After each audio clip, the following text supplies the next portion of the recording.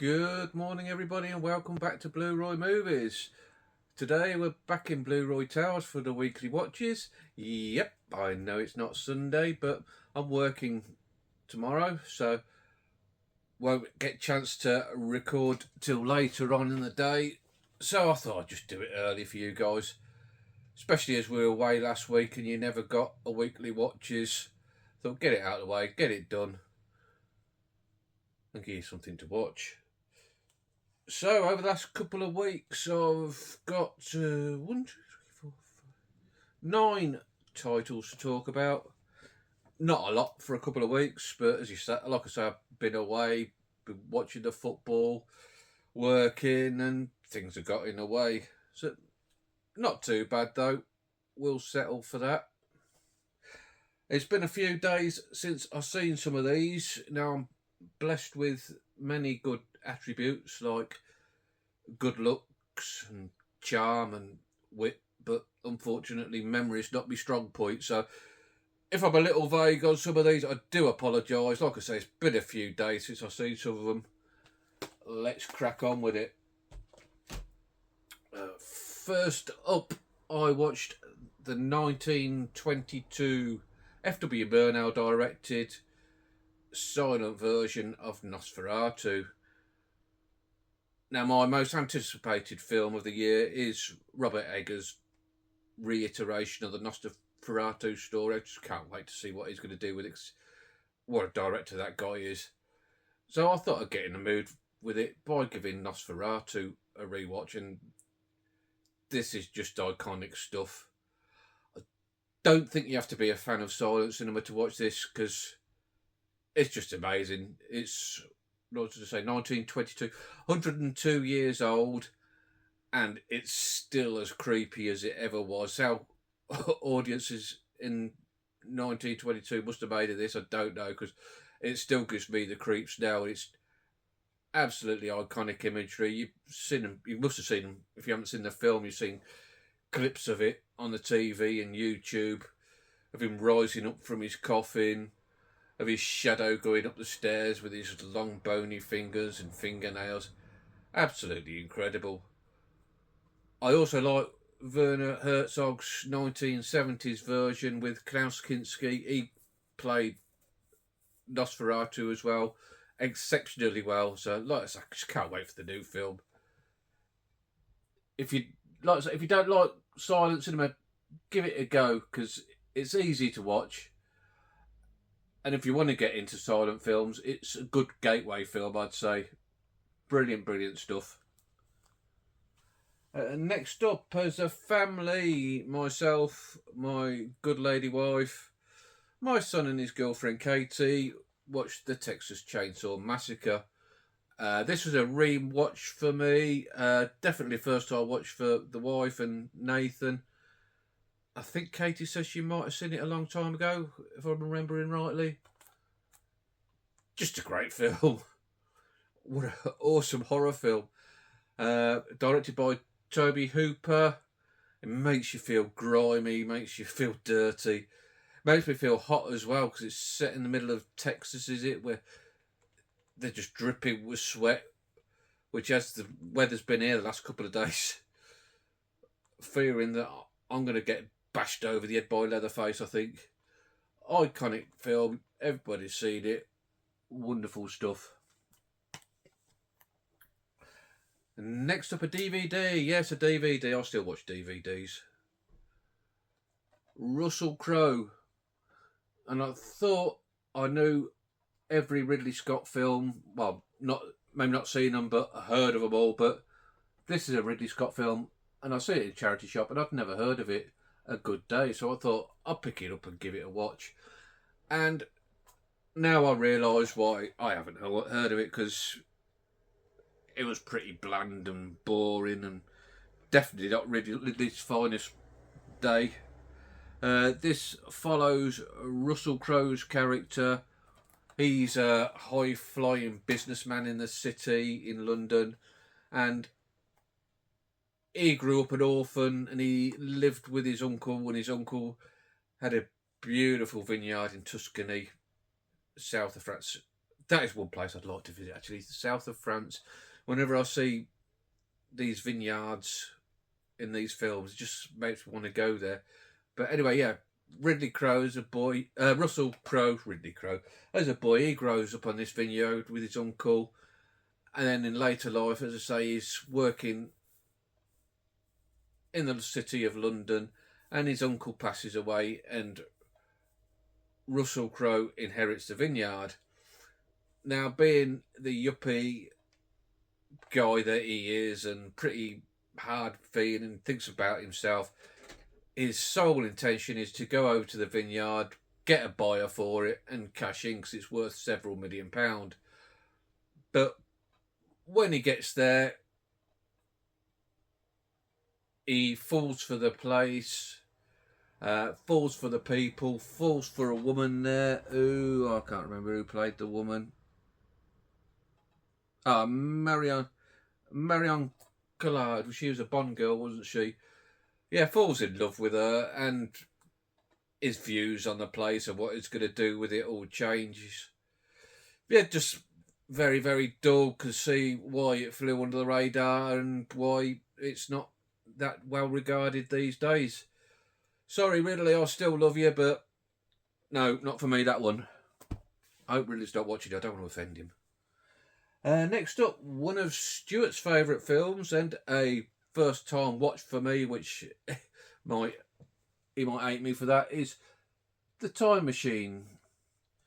1960, I think it was, starring Rod Taylor.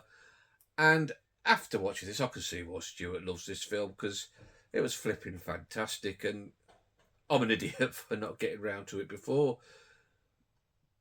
Rod Taylor, he plays H.G. Wells, who invents the time machine, and he goes forwards through 2 world wars, the First World War, Second World War, through to a nuclear war, which leaves the Earth with 2 breeds of people. The blonde-haired, blue-eyed, sort of like simple race of simple pleasures who live above the Earth, and a race of cannibal type people who live below the world. And this is Rod Taylor helping the upper people try and overcome the underdwelling people. And really, really good fun. It zipped along absolutely. It's hokey, but that adds to the charm of it. It's certainly a film I shall be watching again, and I love the ending where he falls in love with a girl. Who played the girl? I'd never seen her in anything else, but she was really nice on the eye, really good looking girl, and I could see why he decided to stay in the future. Wonderful stuff, Stuart. You're not a bad judge.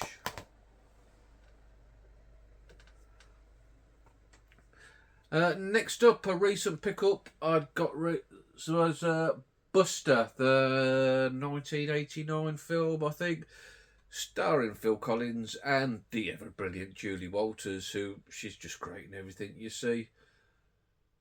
Now, I remember, so this came out about 89, wasn't it? So I was like 19, 20, and I really enjoyed it at the time. But now, through older eyes, through maybe more learned eyes, although I don't know about that so much, I have problems with this film.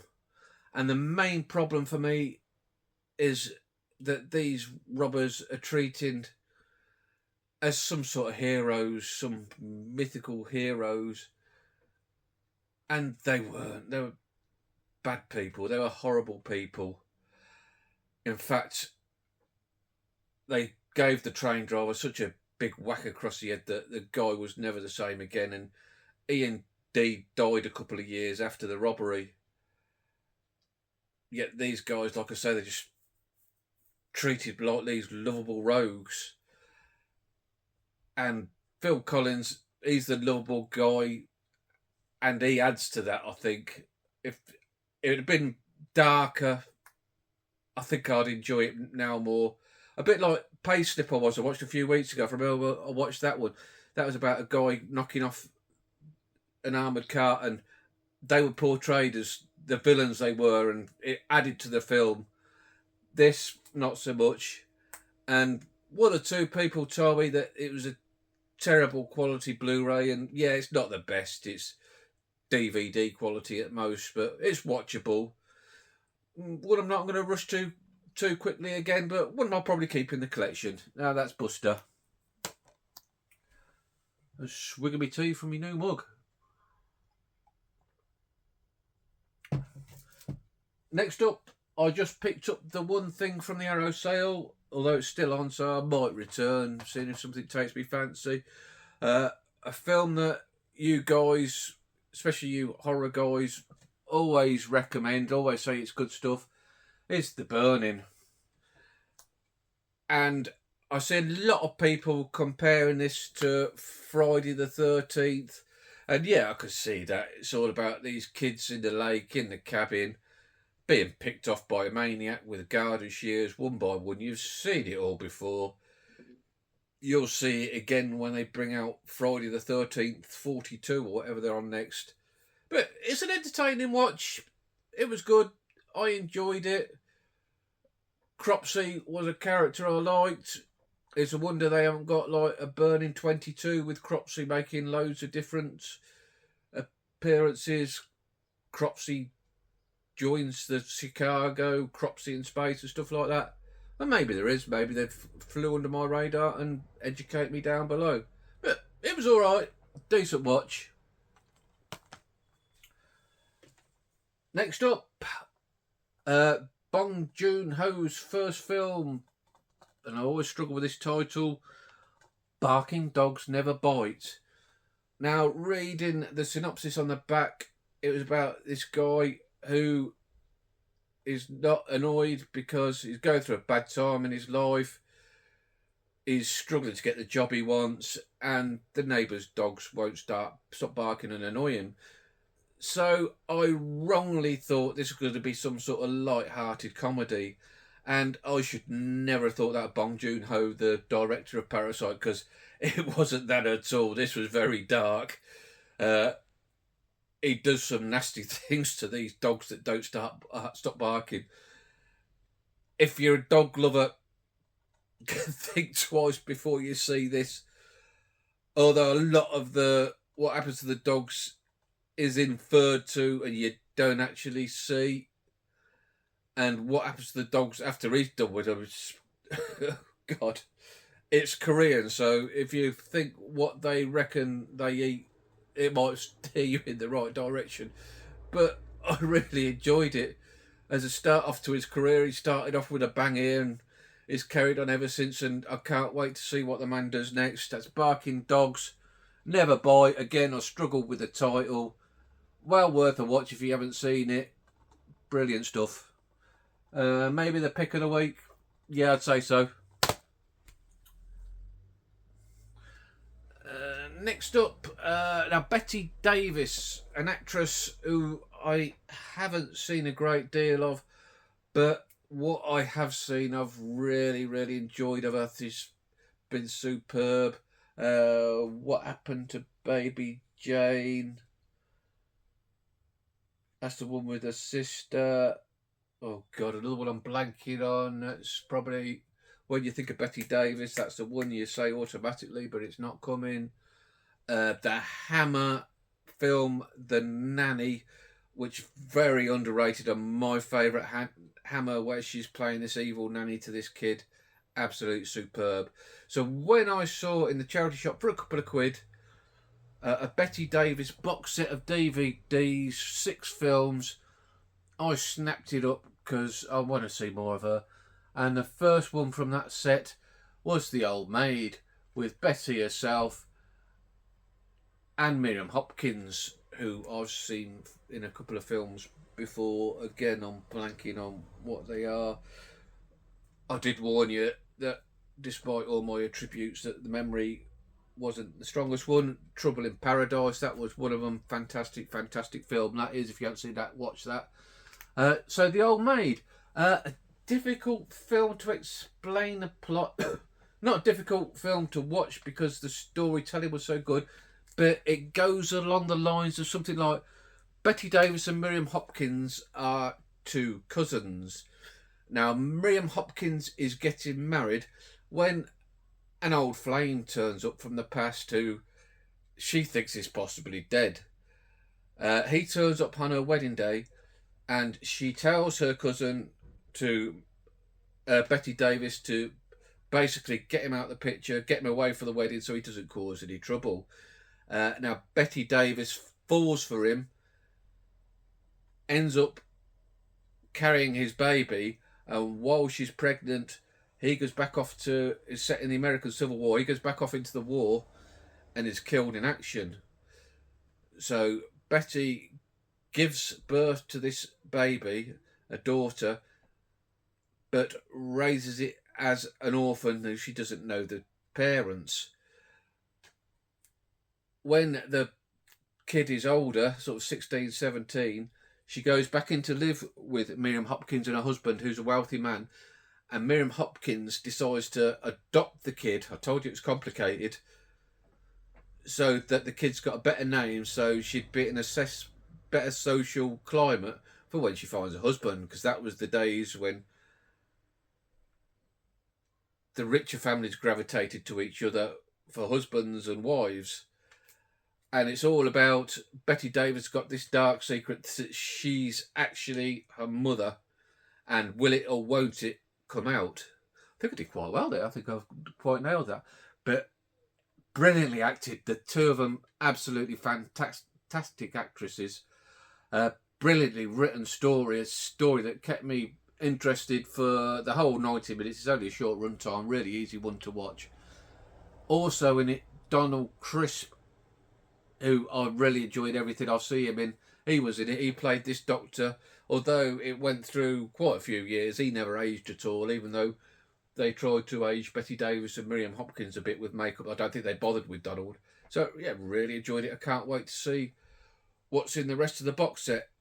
I could see myself now falling down a bit of a Betty Davis wormhole. I've got these other 5 films to watch that box set. And I've just ordered another DVD box set cheap off eBay with another 4 films in. So that could be a thing. You could be seeing more Betty stuff on here in the near future. Yeah, absolutely wonderful film. And last up, because I've been waffling on for, 17 minutes already. God, I can talk, can't I?